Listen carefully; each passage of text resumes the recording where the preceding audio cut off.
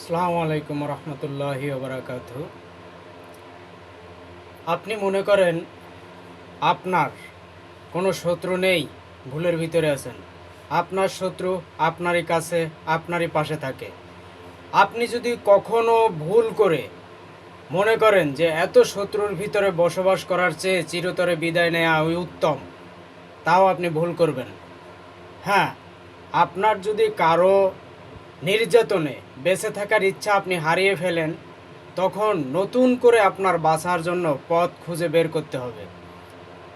আপনি আপনার লাইফে দেখবেন, স্মরণ করবেন যে আপনার বড় ধরনের বিমারি যখন হয়েছিল, তখন আপনার খাবারের রুচি আপনি হারিয়ে ফেলেছিলেন। যখন আপনি আপনার খাবারের রুচি হারিয়ে ফেলছেন, তখন আপনারই নিকটস্থ ভালোবাসার 2-4 জন লোক এসে আপনাকে জবরদস্তি করে যেভাবে খানা খাওয়াইছে, ঠিক তদ্রূপ আপনি যখন দেখবেন আপনার চতুর্কুলে শত্রুতে ভরপুর, অর্থাৎ 100-র ভিতরে 95% আপনার শত্রু, সেখানে আপনি বেঁচে থাকার ইচ্ছাটা হারিয়ে ফেলবেন।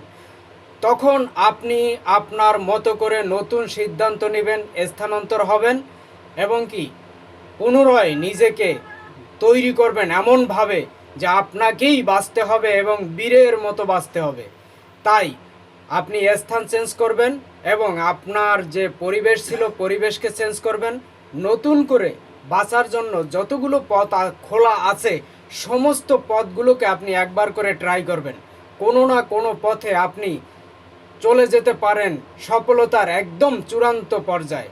ধন্যবাদ, ভালো থাকবেন।